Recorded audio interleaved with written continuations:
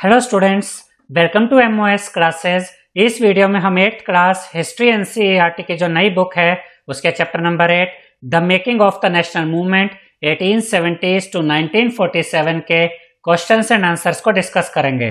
तो question number 1 है, why were people dissatisfied with British rule in the 1870s and 1880s। यानी कि हमें यह बताना है कि भारत के जो लोग थे वो 1870s में और 1880s में ब्रिटिश रूल से डिससेटिस्फाई क्यों थे। तो अगर ये डिससेटिस्फाइड थे तो इसका मतलब भारत के लोग ब्रिटिश रूल से परेशान थे, उसके विरोध में थे। तो इसके कारण क्या थे वो हमें बताने हैं।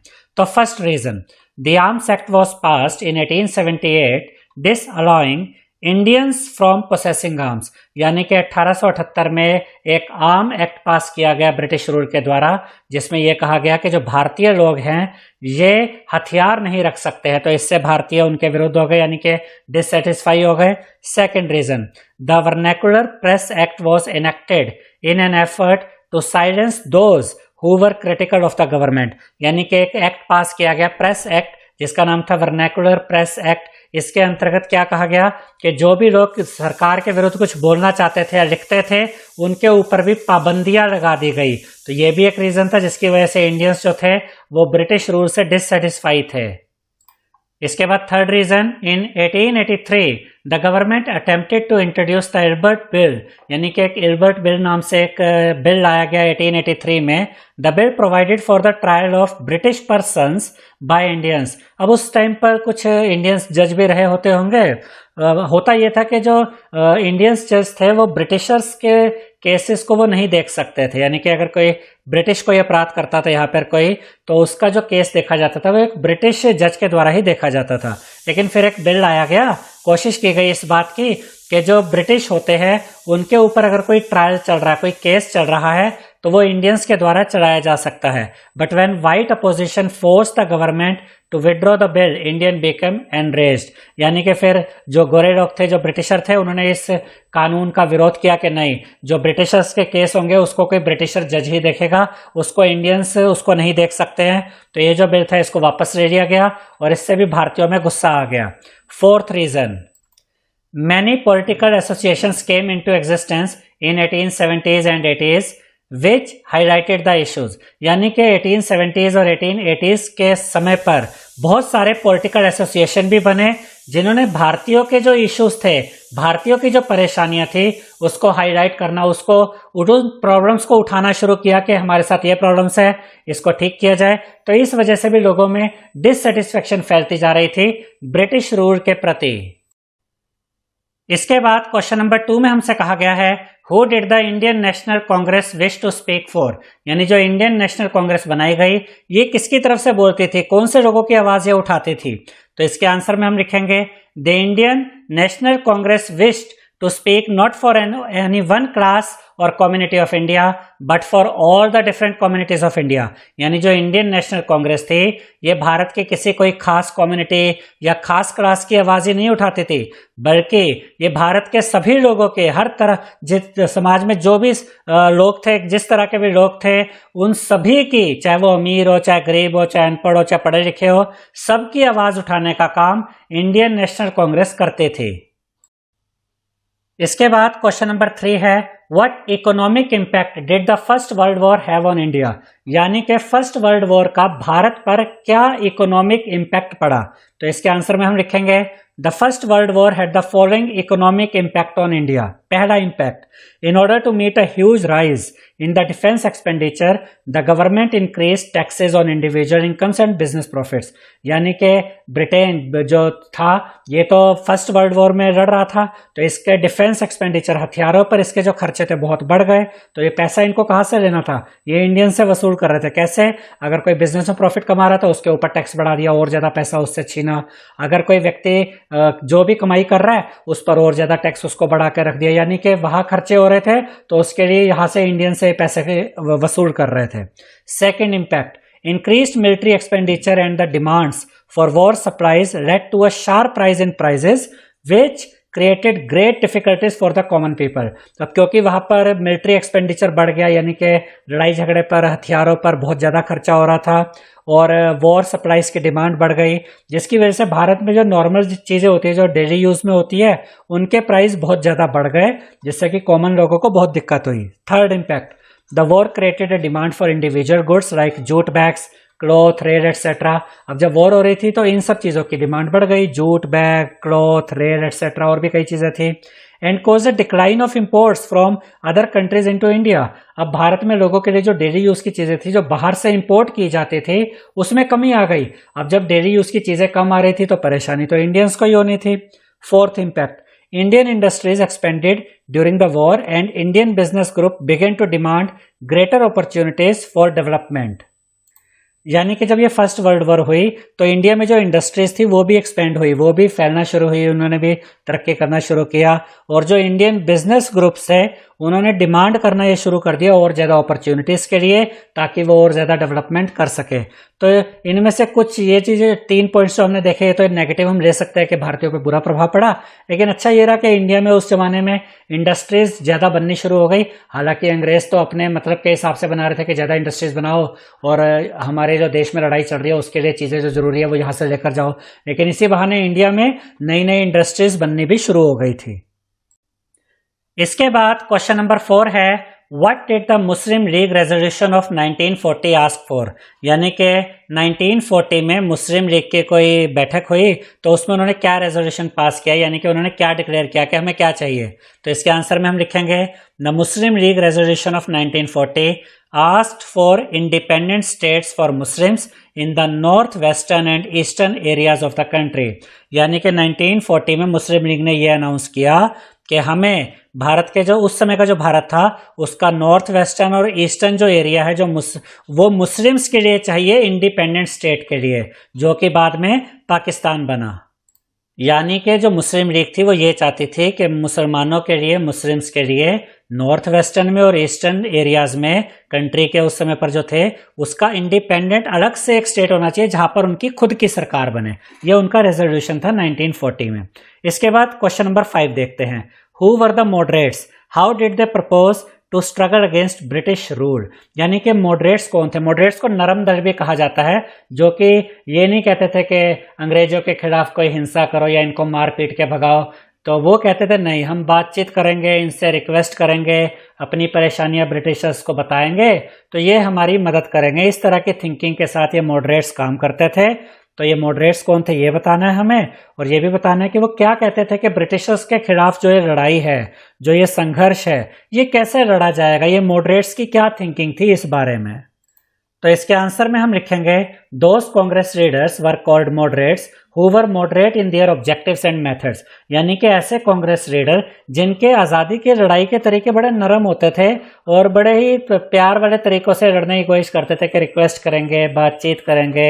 इस तरह के जो लीडर्स थे उनको, इस तरह के जो कांग्रेस के लीडर्स थे इनको मॉडरेट्स भी कहा गया है। They proposed for a greater voice for Indians in the government and in administration। यानी कि उन्होंने कहा कि हम भारतीयों की आवाज़ उठाएंगे कि गवर्नमेंट में भारतीयों को शामिल किया जाए, और जो एडमिनिस्ट्रेशन है यानी जो भी ये काम होते हैं सरकारी काम, इन ऑफिसेज में भी भारतीयों का पार्टिसिपेशन होना चाहिए। तो वो बात तो इसमें कहीं आ ही नहीं रही थी कि अंग्रेजों को सबसे पहले भगाना ज़रूरी है, अंग्रेज भागेंगे तो बाकी हम अपने हिसाब से कर लेंगे। ये कहते थे ठीक है राज अंग्रेजों का चल रहा है, कोई दिक्कत नहीं, लेकिन इंडियंस जो लोग हैं ना उनकी भी पार्टिसिपेशन एडमिनिस्ट्रेशन और गवर्नमेंट में थोड़ी बढ़ा देनी चाहिए। ये उसमें भी काफ़ी संतुष्ट हो जाते थे। They wanted the legislative councils to be made more representative, given more power and introduced in provinces where it was not। यानी कि वो ये कह रहे थे कि देश में जहाँ जहाँ भी जो प्रोविंसेस है अलग अलग, वहाँ पर जो लेजिस्लेटिव काउंसिल्स होती है वहाँ पर और ज़्यादा भारतीयों को उसमें शामिल किया जाना चाहिए। They demanded that Indians be placed in high positions in the government। वो कहते थे ठीक है गवर्नमेंट आपकी ब्रिटेन के लोगों की है, राज आप ही करते रहे, लेकिन भारतीयों को भी थोड़ी हाई पोजीशन दीजिए इस गवर्नमेंट में। तो बड़े प्यार मोहब्बत से लड़ते थे अंग्रेजों से। तो इनको ये टेंशन भी रहती थी कि कहीं अंग्रेजों को कहीं मतलब हिंसा ना हो जाए, उनको दिक्कत ना हो जाए, तो ये काफ़ी नरम दिली के साथ लड़ा करते थे। They wanted to make the government aware of the feelings of the Indians, और वो ये चाहते थे कि ये जो ब्रिटिश गवर्नमेंट है ये भारतीयों की फीलिंग्स को बड़े अच्छे से समझे कि देखो हम भारतीय कितने परेशानी में हैं, और तुम जो ब्रिटिशर हो जो हम पर ये जुल्म कर रहे हो, हम पर ये जो तुम राज कर रहे हो इतने टाइम से, तो हमारी इन परेशानियों को समझो। तो बड़े प्यार से समझाते थे ये उनको। इसके बाद क्वेश्चन नंबर 6 है, how was the politics of the radicals with in the Congress different from that of the moderates. अब जो कांग्रेस थी उसमें दो तरह के हम कह सकते हैं कि नेता थे। एक थे मॉडरेट्स जो बड़े प्यार मोहब्बत से लड़ते थे अंग्रेजों से कि कहीं अंग्रेजों को चोट ना लग जाए, अंग्रेजों को कहीं कोई दिक्कत ना हो जाए, तो वो अपनी रिक्वेस्ट ही करते रहते थे उनसे। जबकि जो रेडिकल्स थे जैसे सुभाष चंद्र टाइप, सुभाष चंद्र की जो सोच थी वो ये थी कि नहीं, अंग्रेजों से कोई बातचीत नहीं करनी, जैसे भगत सिंह की सोच थी कि इनको तो मार के भगाओ, इनसे कोई बातचीत मत करो, हमारे देश पर इन्होंने कब्जा किया हुआ है, इनको यहाँ से मारो, इनको यहाँ से भगाओ, हम इनसे कोई रिक्वेस्ट नहीं करेंगे। तो कांग्रेस में रेडिकल्स भी थे जो ये कहते थे अंग्रेजों को मार के भगाओ, इन्होंने कब्जा किया हुआ है, इनसे देश छुड़ाओ। और जो मॉडरेट्स होते थे, जो आप जानते ही है कि मॉडरेट्स नेता कौन थे, तो मॉडरेट्स जो होते थे कहते थे नहीं, अंग्रेजों को मारो मत, अंग्रेजों से बड़े प्यार मोहब्बत से बातें करो, देखेंगे धीरे धीरे उनके मन में दया भाव उत्पन्न होगा अहिंसा के द्वारा। ठीक है, तो यहाँ पर हमें ये बताना है कि रेडिकल्स और मॉडरेट्स में क्या डिफरेंस था। तो यहाँ पर एक कॉलम हमने बनाया है, लेफ्ट साइड में है the politics of the radicals. Radicals कैसी पॉलिटिक्स कहते थे, जो गर्म दल के लोग होते थे, इनको कहते हैं गर्म दल के लोग, जैसे लाला लाजपत राय, जैसे सुभाष चंद्र बोस। और इस साइड में हम देखेंगे the politics of the moderates. Moderates यानी नरम दल के लोग, जैसे कि महात्मा गांधी, जैसे कि जवाहरलाल नेहरू। तो पहला पॉइंट यहां पर पढ़ते हैं रेडिकल्स के बारे में, ये कैसी पॉलिटिक्स करते थे। They explored more radical objectives and method, ये नए नए तरीके ढूंढते थे किस तरीके से अंग्रेजों को मारना है और यहां से भगाना है। ठीक है, कोई प्यार मोहब्बत से बात नहीं करनी। मॉडरेट्स क्या कहते थे, they were moderates in their objective and method, ये कहते थे नहीं, बातचीत करेंगे, रिक्वेस्ट करेंगे, कुछ ऐसा करेंगे कि उनके मन में दया भाव पैदा हो। ठीक है, सेकंड पॉइंट। अब हम बात करते हैं रेडिकल्स की। They criticise the moderates for their politics of prayers, यानी कि जो मॉडरेट्स होते थे ना, ये प्रेयर करते रहते थे कि अंग्रेजों हमारी बात सुनो, हम ये कहना चाहते हैं, हम पर ये दया करो, हमारी रिक्वेस्ट सुनो। तो ये जो रेडिकल्स होते थे ये क्रिटिसाइज करते थे मॉडरेट्स को, क्या तुम हर वक्त उनके सामने हाथ जोड़ के खड़े रहते हो, तुम्हें कोई पॉलिटिकल प्रेयर करने की जरूरत नहीं है, इन्होंने कब्जा किया हुआ, मारो और भगाओ। अब यहाँ मॉडरेट्स के बारे में पढ़ते हैं। They were doing politics of prayers, ये हर बात में रिक्वेस्ट ही करते रहते थे, हमारी ये डिमांड है, थोड़ी सी मान लो, पूरी नहीं भी मानोगे तो भी चल जाएगा, जितनी मान लोगे ठीक है, ये प्रेयर ही करते रहते थे। अब यहाँ थर्ड पॉइंट रेडिकल का देखते हैं। They argued that people must fight for swaraj, इनकी एक ही सोच थी रेडिकल्स की कि स्वराज के लिए, अपने शासन के लिए हमें लड़ना ही पड़ेगा। और ये वो अहिंसा की लड़ाई नहीं लड़ते थे, ये कहते थे मारो, मतलब हिंसा करो, अंग्रेजों के खिलाफ हिंसा करने को ये गलत नहीं कहते थे।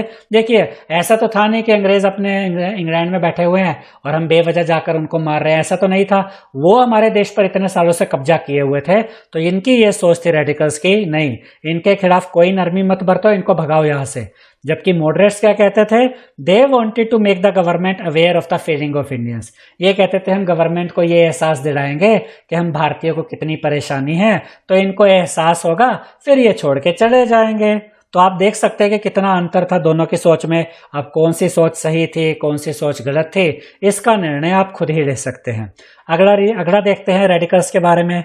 They did not believe on the good intentions of the government, ये कभी ब्रिटिश गवर्नमेंट पे विश्वास ही नहीं करते थे कि ब्रिटिश गवर्नमेंट ने कहा हम इंडियन का देखभाल का सोचेंगे, ये कहते थे हमें भरोसा ही नहीं है इस ब्रिटिश गवर्नमेंट पे, ये भारतीयों का भला कर ही नहीं सकती।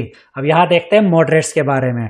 दे felt that the British had respect for the ideas of freedom and justice and so they would accept the just demands of Indians, ये कहते थे ब्रिटिश गवर्नमेंट है ना, ये बड़ी अच्छी है, ये समझती है, ये हमारी जो इंडियंस की डिमांड है, हमारी जो परेशानियां हैं, ये इन सबको समझती है कि देखो हम कितने परेशान हैं, हम इनको कहना चाह रहे हैं कि हमारी परेशानियों को समझो।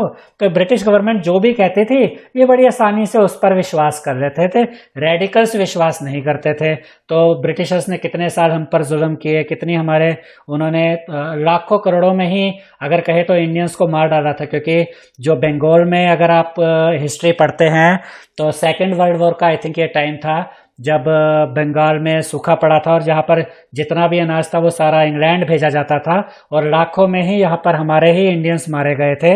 लेकिन फिर भी ये जो नरम दल थे जिनके बारे में आप जानते हैं कौन थे। तो ये बड़े प्यार मोहब्बत से लड़ने में यकीन करते थे, इतना सब होने के बाद भी। जबकि जलियांवाला बाग का इंसिडेंस हमारे सामने कितने ऐसे इंसिडेंट्स हैं जिनके बाद भी इनके मन में ये रहता था नहीं ब्रिटिशर से बात करेंगे ये मान जाएंगे, जबकि रेडिकल्स कहते थे नहीं इनसे कोई बात नहीं करेंगे, इनको मारो और यहाँ से भगाओ। तो ये डिफरेंस था रेडिकल्स में, गरम दल में, और मॉडरेट्स में यानी कि नरम दल में।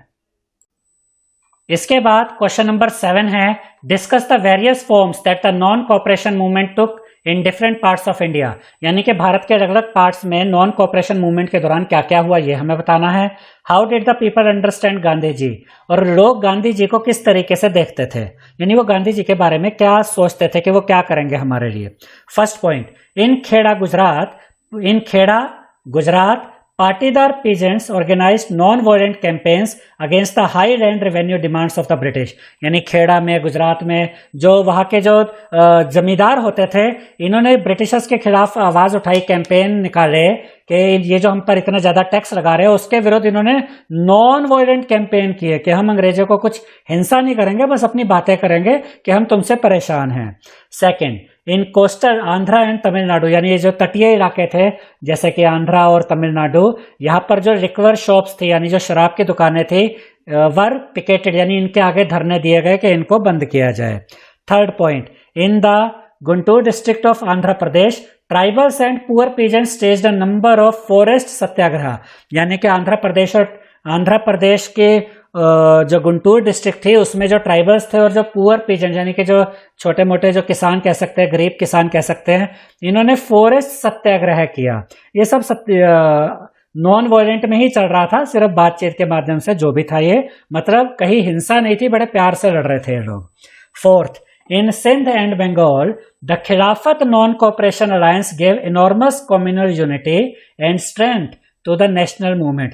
यानी सिंध एंड बंगाल में जो खिलाफत नॉन कोऑपरेशन अलायंस था उसने जो कम्युनल यूनिटी थी, तो हम समझ सकते हैं कम्युनल यूनिटी मतलब हिंदू मुस्लिम एकता पे काफी जोर दिया और नेशनल मूवमेंट को ताकत प्रदान की। पांचवा, ये सब हम क्या पढ़ रहे हैं कि देश के अलग अलग हिस्सों में जो नॉन कोऑपरेशन था वो कैसे कैसे उसको अप्लाई किया गया। In Punjab the Akali agitation of the Sikhs sought to remove corrupt mahants from the gurdwaras. Punjab में जो गुरुद्वारास में करप्ट महंत थे उनको हटाने की बात की गई। छठा point, sixth point, in Assam tea garden labours demand a big increase in their wages. Assam में जो टी गार्डन लेबर्स थे उन्होंने कहा कि हमारी इनकम, हमारी सैलरी बढ़ाओ। अब इसके बाद एक क्वेश्चन यहाँ पर और भी था कि लोग गांधी जी के बारे में क्या सोचते थे। People understood Gandhi ji as someone who could help them overcome their misery and poverty। तो लोगों को लगता था कि ये जो गांधी जी हैं ये हमारे दुखों को, हमारी तकलीफों को, हमारे पॉवर्टी को, हमारी गरीबी को हटाने का काम करेंगे। जितनी भी हमारी दुख तकलीफें हैं वो यही दूर कर सकते हैं। इसके बाद क्वेश्चन नंबर 8 है, why did Gandhi ji choose to break the salt law. Gandhi ji ने ये सोल्ट लॉ को ब्रेक क्यों किया। एक्चुअली उस टाइम पर नमक पे टैक्स लगाया जाता था ब्रिटिश गवर्नमेंट के द्वारा, तो गांधी जी ने ये सोल्ट लॉ क्यों ब्रेक किया हमें ये बताना है।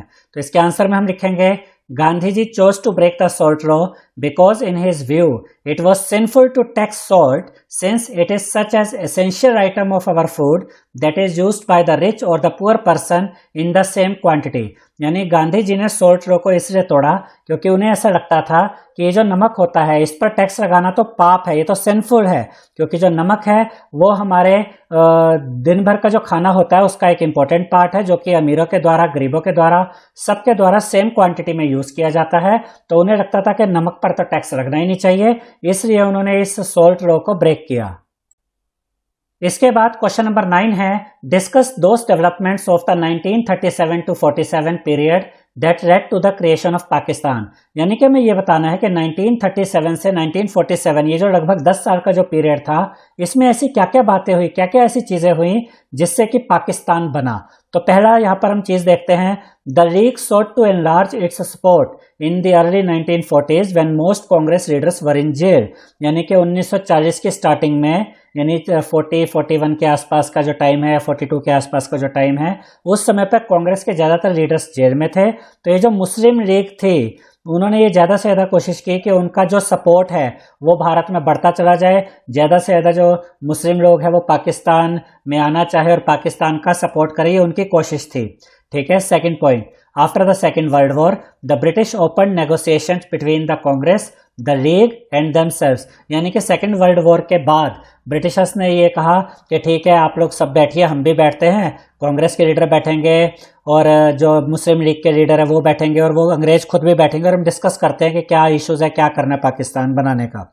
द टॉक्स फेल्ड, ये टॉक फेल हो गई because the league saw itself as the sole spokesperson of the Indian Muslim. ये बातचीत इसलिए फेल हो गई कि मुस्लिम लीग का ये कहना था कि हम ही हैं जो कि इंडियन मुस्लिम की तरफ से बातें कर सकते हैं, उनका भला सोच सकते हैं, कांग्रेस या अंग्रेज ऐसा नहीं करते हैं। The Congress did not accept it, लेकिन कांग्रेस ने इस बात को एक्सेप्ट नहीं किया, तो ये बातचीत फेल हो गई।